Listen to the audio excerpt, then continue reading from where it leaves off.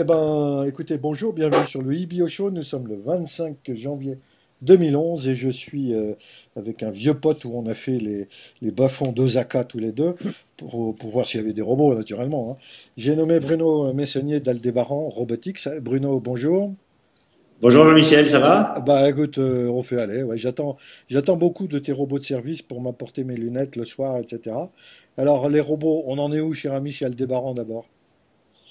Écoute, on a vachement avancé, on a atteint nos objectifs de développement puisque le Nao, qui est notre premier robot, est terminé.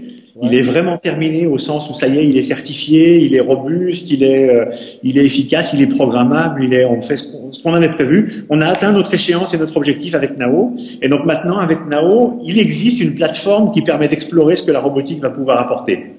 D'accord. Et nous, on est en train de travailler sur les générations suivantes de Nao et sur les grands frères, comme le projet Roméo qui fera 1,35 m et qui, lui, permettra d'être réellement physiquement utile et utilitaire.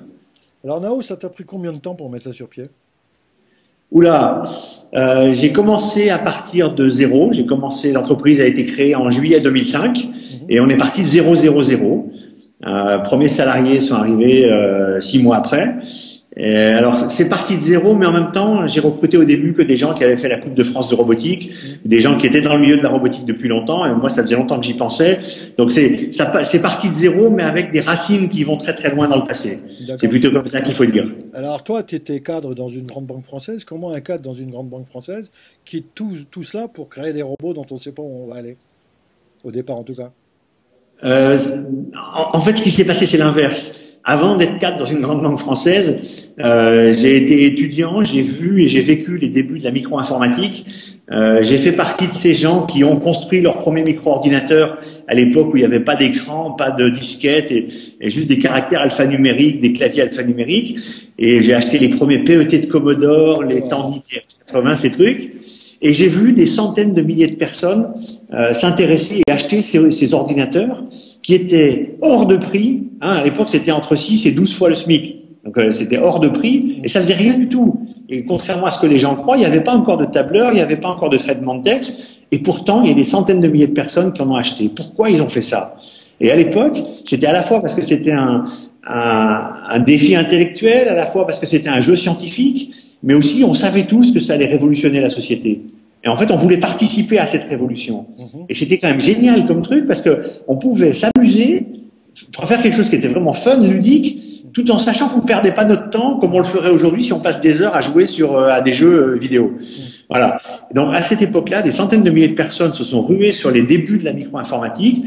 Et ça, c'était il y a 30-35 ans. Et moi, je me suis dit, il se passera un jour la même chose avec la robotique. J'étais déjà fan de robotique, d'électronique, de science-fiction. Mhm. Et je me suis dit vraiment, il se passera la même chose avec la robotique et je veux en être. D'accord, Et à ouais, l'époque, je me suis dit, un jour, je serai l'IBM de la robotique, je veux faire une boîte qui sera au bon moment, ce qui supposait que ce soit le bon moment, que les technos soient prêtes et que moi, je sois prêt. Et Mhm. donc, je me suis fixé une espèce d'utopie directrice en me disant, pour que ce soit le bon moment, pour que je sois prêt, il faut que j'ai mis un peu d'argent de côté, il faut que j'ai fait de la gestion, de la finance, du commerce, de l'international, de la techno. Voilà, et j'ai commencé une carrière en société de services informatiques et au bout d'un moment, je suis allé dans une banque. D'accord. Mais, mais la banque, c'était une espèce de passage. Ça a été plus un passage que mon métier et ma raison d'être. Mhm. Alors, maintenant, Nao est prêt. Tu l'as déjà vendu aux Japonais. C'est quand même un tour de force, non?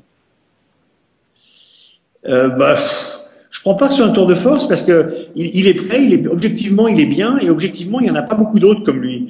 Ça veut dire que si tu cherches à avoir un robot un peu sophistiqué, bah, tu prends le nôtre. Et les Japonais sont aussi pragmatiques que n'importe qui. Mhm. Ils ont besoin de faire des cours de robotique, ils ont besoin de faire des choses un peu sophistiquées. Ils ont regardé ce qui existait et donc ils sont tombés sur le nôtre et donc ils l'ont acheté. Bon, Alors, bon, bah, parce tant que mieux. c'est vrai des Japonais de l'université de Tokyo, mais depuis c'est vrai de Cambridge, c'est vrai de Stanford, c'est vrai de Harvard, c'est vrai du MIT, ils en ont tous acheté. Ouais.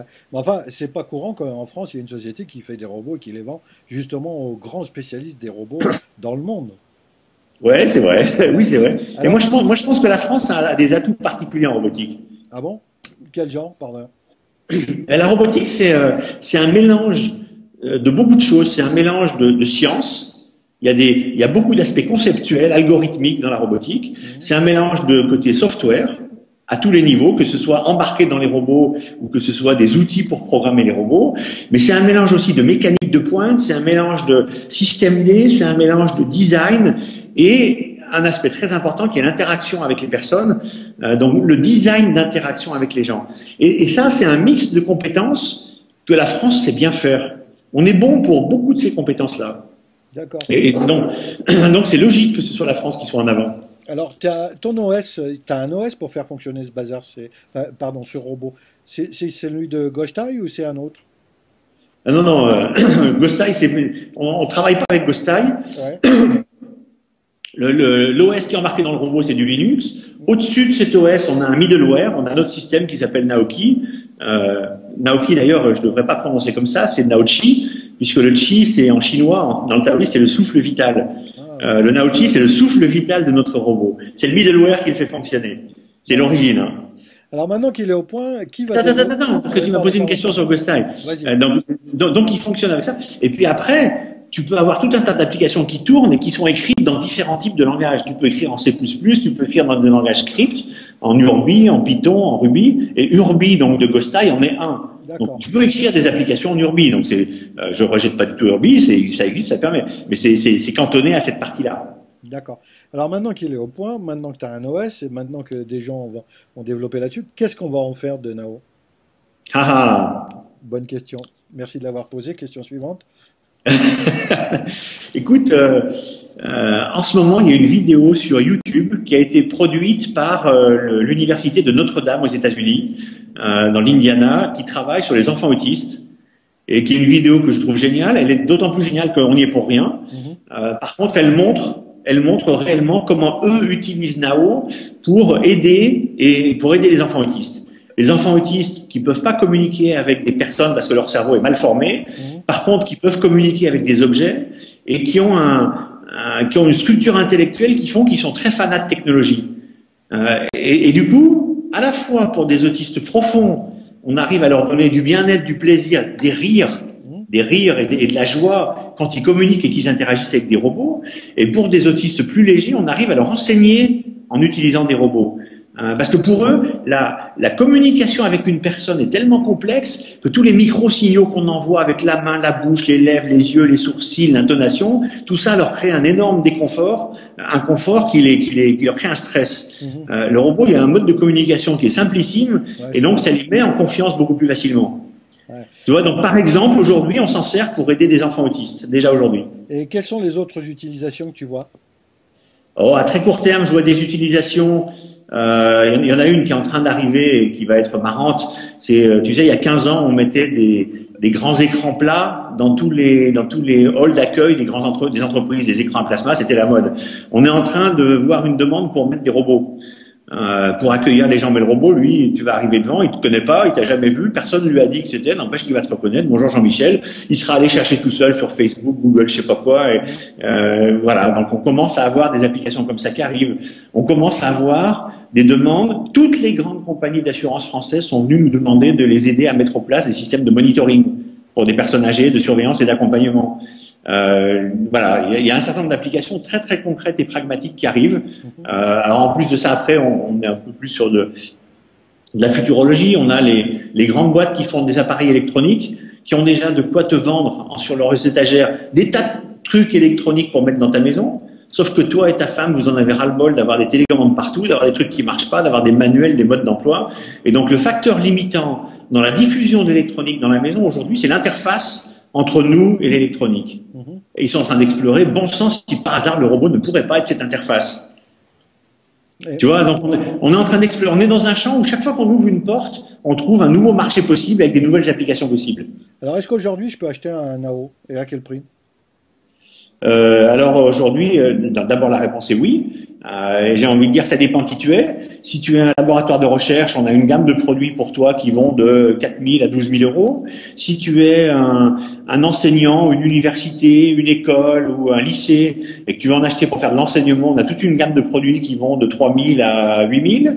Et puis si tu es un particulier, on commence à travailler avec les particuliers dans le cadre de ce qu'on appelle un développeur programme. C'est quelque chose d'un peu particulier, c'est-à-dire on a avec notre robot une espèce d'App Store dans lequel on trouve des tas d'applications Ah ouais. que ton robot va chercher et télécharger lui-même tout seul. Donc ton robot, il sait faire des choses que tu savais pas qu'il savait faire. Parce que juste, tu lui as donné un objectif qui est d'être, par exemple, le robot pour jouer aux échecs ou le robot d'éducation de mon enfant. Et donc lui, il va chercher des applications qui sont dans ce domaine-là. Ce qui suppose bien sûr que sur notre App Store, il y a des tas d'applications. Ce qui suppose donc que des personnes écrivent ces applications. Et aujourd'hui, tu en as? Pardon? Et aujourd'hui, tu en as dans l'App Store? Ouais. Aujourd'hui, on a déjà une vingtaine d'applications dans l'App Store. Certaines existent parce qu'on a sous-traité ça à des studios de développement de jeux vidéo ou à des boîtes comme Paraschool qui font de l'enseignement par ordinateur. D'autres sont écrites par des gens qui ont envie d'écrire ces applications. Et donc, on a ce programme développeur par lequel on a un package où ils ont des robots pas chers, ils ont une assistance forte de notre part, et en échange, on attend d'avoir des applications. Et là, dans ce développeur programme, c'est 3600 € le robot. Ah bah, tu vas me faire un prix là. Hein. Alors, dis-moi, avant de parler du robot suivant, comment tu sens les Français et leur élite, l'élite française par rapport à tout ça? Est-ce que tu vas pas te faire racheter par des Américains ou des Japonais? Je sens une grande schizophrénie des élites françaises par rapport à tout ça. C'est-à-dire, chaque fois qu'on rencontre des gens, qu'on a l'occasion d'en parler, et on le fait assez souvent, on tombe sur des gens qui sont très compréhensifs, qui voient l'intérêt, qui voient l'importance, qui en parlent, et qui veulent faire des choses, qui se traduisent de temps en temps par des soutiens, des subventions, des aides, des partenariats ou des mises en relation. Donc, d'une part, je trouve ça, j'ai envie de dire, dans le côté microéconomie, quand je discute en face-to-face avec des gens. Et puis, indépendamment de ça, quand on prend du recul, on voit cette catastrophe qui a été faite par le gouvernement sur le JEI, sur le crédit d'impôt recherche, etc. C'est-à-dire les mêmes boîtes que nous, qui sommes très peu nombreuses, qui sommes dans les nouvelles technologies. Aldebaran, c'est une boîte qui a 5 ans. Aujourd'hui, on est 110 personnes. Waouh! 5 ans. On a une filiale à Boston, une filiale à Shanghai, une filiale à Osaka, avec des salariés à chaque fois. On exporte 90% de ce qu'on fait. Comme tu le disais, on vend des robots aux Japonais, aux Coréens, aux Chinois et aux Américains, mais le gouvernement, les pouvoirs publics ont préféré supprimer le JEI ou le rogner tellement qu'il n'y a plus aucun intérêt. Tout ça pour pouvoir laisser un peu plus, je crois, à Thomson, à Thales et aux grands groupes qui se retrouvent avec quelques centaines de millions d'euros de plus. Donc un groupe qui fait 10 milliards d'euros de résultats, il se retrouve avec 100 millions de plus, comme Total par exemple. C'est vachement intéressant, ça leur fait rien, ça change rien. Ils passent de 10,0 milliards de résultats à 10,1. Voilà, c'est ça qui se passe. Ils vont pas embaucher une seule personne, ils vont pas. Voilà. Donc le gouvernement a choisi ça, et donc il y a une schizophrénie entre le fait de dire ce dont le gouvernement a conscience. En France, on manque de PME. On manque surtout de PME qui passent du stade 50 salariés au stade 500 salariés. Ce que tout le monde dit qui fait la force de l'Allemagne. On manque de ça. On a un outil pour aider ces PME. Et ben qu'est-ce qu'on fait? On l'enlève pour filer des miettes à Thales, Thomson, Safran et Dassault. Et comment tu expliques voilà, ça, toi? C'est ça qu'on a fait. Donc c'est une schizophrénie, c'est catastrophique. Comment tu expliques ça? Je pense que c'est un certain nombre d'énarques dans leur tour d'ivoire. Je pense que c'est des lobbying des grands groupes. Je pense que c'est... C'est des copains des copains, quoi. Ouais, je vois pas que le côté péjoratif quand on dit les copains, parce qu'on imagine tout de suite des trucs, collusion, etc. Mais juste, tous les mecs au pouvoir, ils discutent avec des grands groupes parce qu'ils veulent savoir ce qui se passe. Ils discutent avec des boîtes, mais évidemment, ils discutent pas avec nous. Ils discutent pas avec des toutes petites boîtes parce qu'ils peuvent pas. Donc, naturellement, ils se retrouvent à discuter avec des grandes boîtes. Et donc, naturellement, toute leur réflexion est biaisée par ce que pensent les grandes boîtes. Et les grandes boîtes qui, d'ailleurs, défendent leur intérêt, défendent leur truc, donc ils font leur boulot, quoi. Et alors, tu vas rester en France? J'en sais rien. C'est une question qui m'est posée régulièrement. On est en train de lever des fonds, comme tu le sais. Là, on est parti sur des montants importants et on a des partenaires américains qui veulent investir dans Aldebaran et qui tous nous posent la question, mais pourquoi vous venez pas vous installer à Silicon Valley en Californie ou dans le Nord-Est parce qu'il y a une grande activité robotique dans le Nord-Est des États-Unis. Ouais. Je suis pas tellement dans cette logique pour le moment, à la fois parce que de faire ça m'amènerait à perdre un certain nombre de salariés, parce que tout le monde ne suivra pas, et puis j'ai une espèce à la fois de reconnaissance du ventre vis-à-vis de la France. J'ai ça, moi je fonctionne comme ça, et puis je suis convaincu que la France est un bon pays pour la robotique. Je pense que le pays qui serait le champion du monde de robotique, mais qui serait le champion du monde de plein de choses d'ailleurs, ça serait la fusion entre la France et l'Allemagne. Ma conviction à moi, c'est il faut fusionner la France et l'Allemagne, un seul pays. Et j'en ai rien à foutre que ce soit Merkel au lieu de Sarkozy, Strauss-Kahn ou je sais pas qui au pouvoir. Eux, ils en ont pas rien à foutre. Hein. Oui, mais c'est tout. Mais il y a que eux, c'est quand même terrible. Parce que si on fusionne la France et l'Allemagne, d'abord on est les champions du monde en robotique, mais on est les champions du monde après dans plein de domaines. C'est vrai.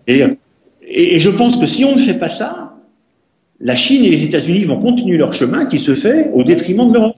On va être la variable d'ajustement. Ouais. Bah écoute, tu prêches un convaincu, si je puis dire. Hein. Alors, j'allais dire maintenant, quel va être le grand frère de Nao?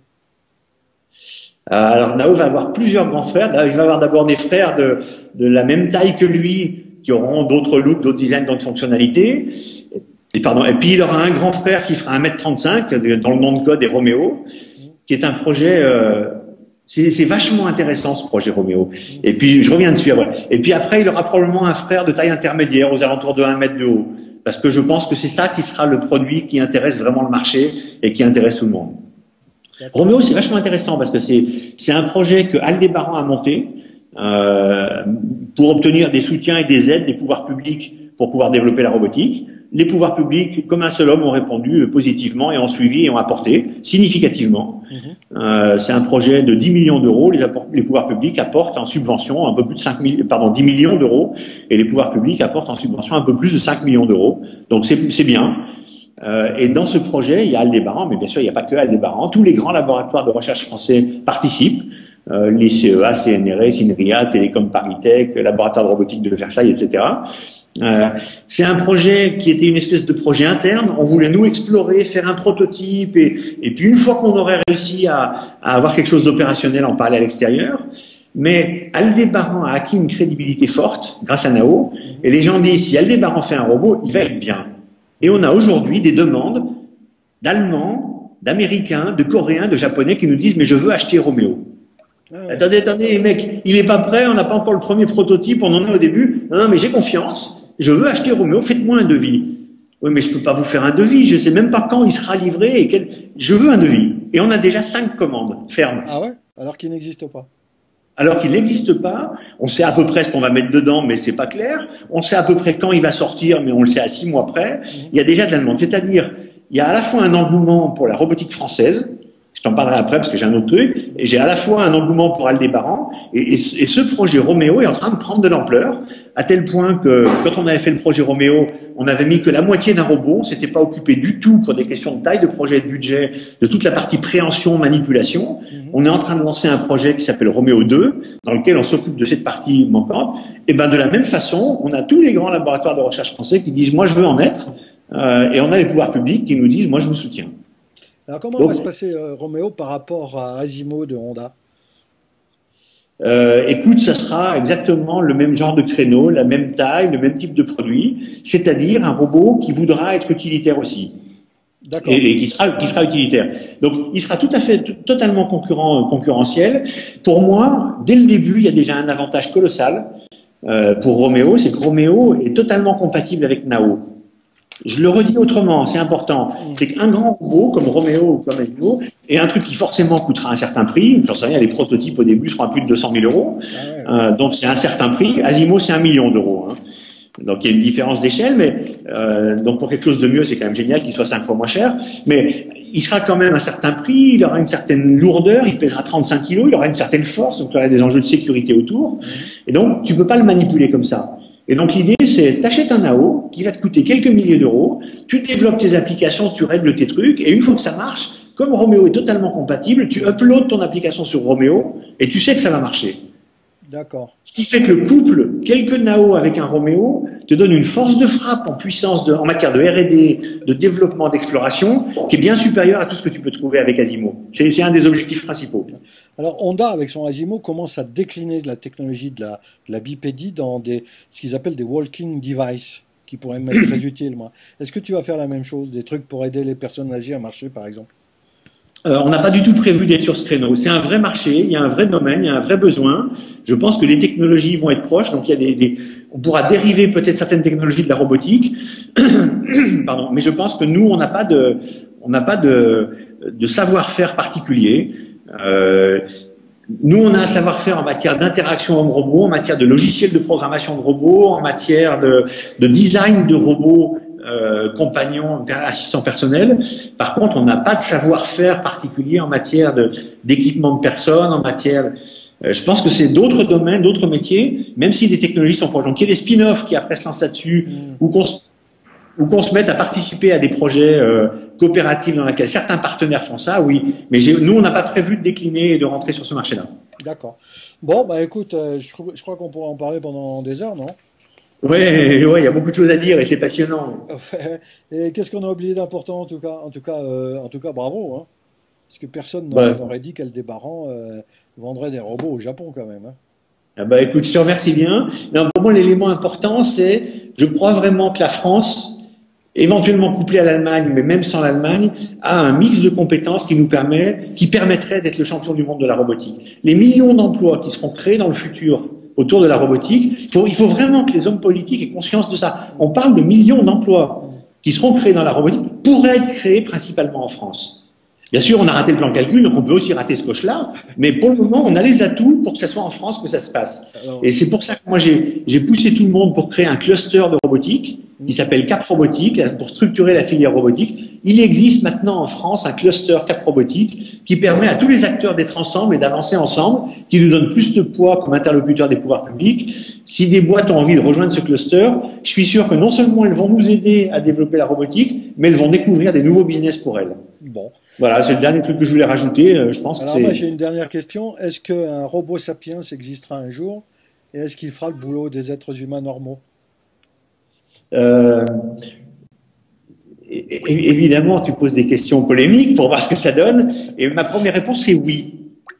Ouais. Au robot sapiens, non. Il y aura des robots qui seront un peu plus sophistiqués, mais robot sapiens, non. Par contre, est-ce que certains robots piqueront le boulot ou feront le travail de certaines personnes? La réponse est oui, il faut pas se tromper. Mais tu sais, c'est la vie. Il y a un peu moins de maréchaux ferrants qu'il y avait au Moyen-Âge, en ce moment. Par contre, il n'y a jamais eu autant d'emplois. Il y a toutes les nouvelles technologies qui ont été faites. On fait qu'il n'y a jamais eu autant d'emplois en France, Bon. mais dans les autres pays. Tu devrais aller prêcher tout ça aux syndicats et autres, hein, non? Mais c'est possible, j'ai pas de problème pour le faire, mais c'est la réalité. C'est-à-dire, au Moyen-Âge, il y avait 30 millions de Français, il y avait 15 millions d'emplois. Aujourd'hui, on est 60 millions, et puis même si le chômage a augmenté, on est plutôt aux alentours de 20 à 30 millions d'emplois. Donc, il n'y a jamais eu autant d'emplois. Donc, les technologies contribuent à ça. Mais la question, c'est que la robotique est en marche. La révolution de la robotique a déjà commencé. Les robots commencent déjà à exister. Et si on s'en occupe pas, nous, on va détruire des emplois en achetant des robots américains, japonais ou coréens, et on va pas les remplacer par des emplois pour faire des robots. Alors que si on s'en occupe nous, il y aura les mêmes emplois détruits au Japon, en Allemagne et chez nous, et on va les remplacer chez nous par des mecs qui vont faire les robots, les services, les applications et tout ce qui va autour, et c'est chez les Japonais ou chez les Américains que les emplois baisseront. C'est ce qu'on peut faire. Ouais. Bon, bah écoute, il va falloir faire comprendre ça à toute l'intelligentsia française, hein. Bon, bah écoute, Ouais. Bruno, en tout cas, bravo, merci beaucoup, et puis bah, bonne continuation, et tiens-nous au courant de tes nouvelles aventures. Merci Jean-Michel, à très bientôt. Salut.